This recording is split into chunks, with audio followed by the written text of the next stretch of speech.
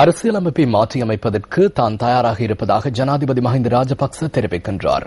தனது தேர்தல் விஞ்ஞாபனத்தை வெளியிட்ட பின்னர் ஜனாதிபதி இதனை கூறினார். மஹிந்த சிந்தனை உலகை வெல்லும் பாதை என அதற்கு பெயரிடப்பட்டுள்ளது. ஐக்கிய மக்கள் சுதந்திர கூட்டமைப்பின் ஜனாதிபதி வேட்பாளர் மஹிந்த ராஜபக்சவின் தேர்தல் விஞ்ஞாபனத்தை வெளியிடும் நிகழ்வு கொழும்பு பண்டாரநாயக்க ஞாபகார்த்த சர்வதேச மாநாட்டு மண்டபத்தில் இன்று நடைபெற்றது.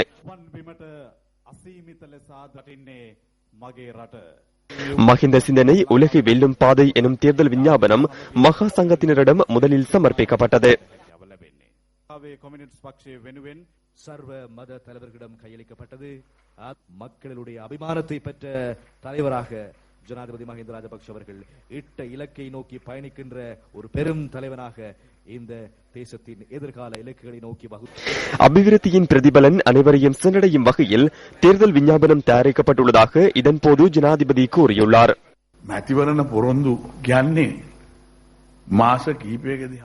அபிவிருத்தியின் பிரதிபலன் அனைவரையும் சென்றடையும் வகையில் இனங்களுக்கிடையில் ஒற்றுமையை உறுதிப்படுத்துவதே எனது நோக்கமாகும். தேர்தல் வாக்குறுதிகள் என்பது ஒரு சில மாதங்களில் மறந்துவிடுகின்ற ஒரு ஆவணம் மாத்திரமே. எனினும் மஹிந்த சிந்தனை என்பது மறந்துவிடும் ஒரு ஆவணம் அல்ல என்பது வரலாற்றில் முதல் தடவையாக உறுதியாகியுள்ளது. நாம் கூறும் விடயங்களை நிறைவேற்றுவோம்.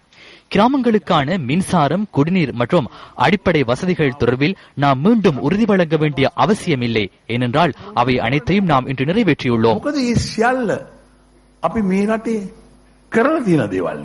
உரிமையுள்ள அரச கொள்கையை முன்னோக்கி கொண்டு செல்லும் அதேவேளை மீண்டும் ஒரு தடவை நாட்டில் பிரிவினைவாதத்தை அல்லது நாட்டில் ஸ்திரமற்ற தன்மையை உருவாக்குவதற்கு இடமளிக்கப் போவதில்லை என மஹிந்த சிந்தனை உலகை வெல்லும் பாதை எனும் தேர்தல் விஞ்ஞாபனத்தில் குறிப்பிடப்பட்டுள்ளது.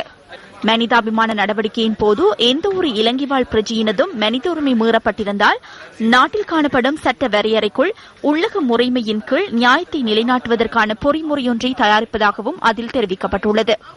அணிசரா வெளிநாட்டுக் கொள்கையை முன்னோக்கி கொண்டு செல்வதாகவும் ஜனாதிபதி தனது தேர்தல் விஞ்ஞாபனத்தில் குறிப்பிட்டுள்ளார். மக்களின் தேவைகளை அடையாளம் கண்டு புதிய அரசியலமைப்பு ஒன்றை உருவாக்குவதற்காக அனைத்து அரசியல் கட்சிகளையும் சேர்ந்த மக்கள் பிரதிநிதிகளை உள்ளடக்கிய பாராளுமன்ற அரசியலமைப்பு சபையொன்றை உருவாக்க உள்ளதாகவும் ஜனாதிபதி கூறியுள்ளார். பாராளுமன்ற முறையில் காணப்படும் குறைபாடுகளை நிவர்த்தி செய்து சிறந்த வியூகங்களை வகுத்து அரசியலமைப்பு சபையின் தீர்மானத்திற்கு அமைவாக நிறைவேற்ற அதிகார ஜனாதிபதி முறையில் உரியவாறு திருத்தம் மேற்கொள்ளப்படும் எனவும் ஜனாதிபதி தனது தேர்தல் விஞ்ஞாபனத்தில் சுட்டிக்காட்டியுள்ளார். ஊடக சுதந்திரம் மற்றும் சுயாதீனத்தை தொடர்ந்தும் பாதுகாப்பதற்கு முன்னெடுப்பதாகவும் அதில் மேலும் குறிப்பிடப்பட்டுள்ளது. தேரர்களே, ஒரு கசினோவுக்கேனும் அல்லது ஒரு மதுபான விற்ப நிலையத்துக்கேனும் அனுமதி பத்திரத்தை வழங்காத 2 கைகளே எனது இந்த 2 கைகளுமாகும். அது குறித்து நான் மகிழ்ச்சி அடைகின்றேன். எனினும் இன்று பொய் உண்மையை மறைக்கின்றதே.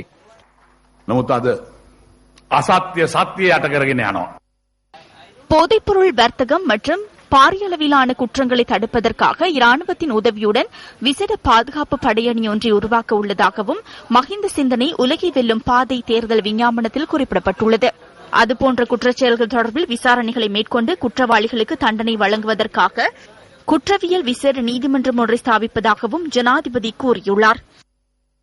அரசாங்க ஊழியர்களுக்கான புதிய வீடமைப்பு திட்டம் ஒன்றை அறிமுகப்படுத்துவதாகவும் இந்த தேர்தல் விஞ்ஞாபனத்தில் தெரிவிக்கப்பட்டுள்ளது. தனியார் பிரிவினை பலப்படுத்தும் நோக்கில் மருத்துவ காப்புறுதி திட்டம் ஒன்றை நடைமுறைப்படுத்துவதாகவும் அதில் சுட்டிக்காட்டப்பட்டுள்ளது. 2020 ஆண்டாகும் போது பொருளாதார அபிவிருத்தியை 7% விட அதிக வேகத்தில் பேணி தனிநபர் வருமானத்தை $7,500 வரை அதிகரிப்பதாகவும் உலகை வெல்லும் பாதை தேர்தல் விஞ்ஞாபனத்தில் தெரிவிக்கப்பட்டுள்ளது. யாழ்ப்பாணத்திற்கு கங்கை, ஆனையிரவிற்கு குளம் எனும் கொள்கையின் கீழ் முழு நாட்டிற்கும் நீர் விநியோகிக்கும் திட்டம் தொடர்பில் ஜனாதிபதியின் தேர்தல் விஞ்ஞாபனத்தில் குறிப்பிடப்பட்டுள்ளது. அனைத்து கட்சிகளின் பிரதிநிதிகளை உள்ளடக்கிய பாராளுமன்ற தெரிவுக்குழு ஒன்றின் ஊடாக புதிய கல்விச் சட்டத்தை நடைமுறைப்படுத்துவதாகவும் ஆசிரியர் சேவை யாப்பை 2015 ஆண்டு நடைமுறைப்படுத்துவதாகவும் இன்று வெளியிடப்பட்ட தேர்தல் விஞ்ஞாபனத்தில் தெரிவிக்கப்பட்டுள்ளது. இதற்கு முன்னர் சேவையாற்றிய சுகாதார அமைச்சருக்கு தனது கணனியில் கூட பாதுகாத்து வைக்க முடியாத தேசிய ஔடத கொள்கை மற்றும் சட்டத்தை சேனக பிபில கொள்கைகளுக்கு ஏற்ப மீண்டும் ஆராய்ந்து விரைவில் நடைமுறைப்படுத்துவதற்கு நடவடிக்கை எடுப்பதாகவும் இதில் குறிப்பிடப்பட்டுள்ளது. ஆசியாவில் விளையாட்டுத் துறையில் இலங்கை முன்னிலை வகிக்கும் வகையில் தேசிய விளையாட்டுக் கொள்கையை அறிமுகப்படுத்துவதாகவும் உலகை வெல்லும் பாதை தேர்தல் விஞ்ஞாபனத்தில் தெரிவிக்கப்பட்டுள்ளது. அடுத்து வரும் 5 வருடங்களில் 5 லட்சம் இளைஞர் யுவதிகளுக்கு தொழில் வாய்ப்புகளை உருவாக்குவதாகவும் இதில் குறிப்பிடப்பட்டுள்ளது. இலங்கையின் முதலாவது செய்மதியை 2020 ஆண்டாகும் போது விண்ணில் ஏவுவதும் தனது எதிர்பார்ப்பு என ஜனாதிபதி குறிப்பிட்டுள்ளார்.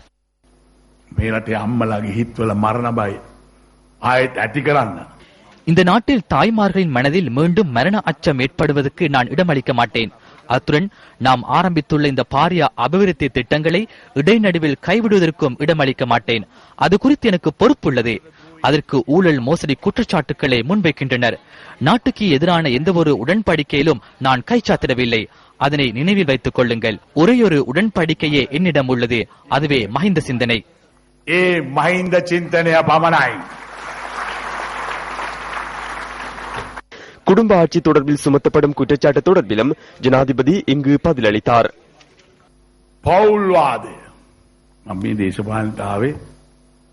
இன்று குடும்ப ஆட்சி தொடர்பில் பேசுகின்றனர். அரசியலில் ஈடுபாடு கொண்ட ஒரு குடும்பத்திலிருந்தே நான் அரசியலுக்கு வந்தேன். நாம் ஒரு அரசியல் குடும்பம். அதனை ஏற்றுக்கொள்ள வேண்டும். அதனை இல்லை என்று நான் கூற முயலவில்லை. வரலாற்றில் நாம் அதன் மூலம் பணம் ஈட்டவில்லை. நாட்டுக்காக மிக முக்கிய சேவைகளை நாம் நிறைவேற்றியுள்ளோம். உங்களது மனதில் கேட்டுக்கொள்ள வேண்டிய ஒரு கேள்வியை நான் நினைவுபடுத்த வேண்டும். 2005ஆம் ஆண்டை போன்று 2010ஆம் ஆண்டிலும் தேர்தலின் பொழுது நீங்கள் என்னிடம் நாட்டை கையளிக்கவில்லை என்றால் இன்று இந்த நாட்டுக்கு என்ன நடந்திருக்கும்? அதனை உங்கள் உள்ளங்களை தட்டி கேளுங்கள். අද මේ රටේ තත්ත්වය කොයි ආකාරයෙන් තිබේවිද?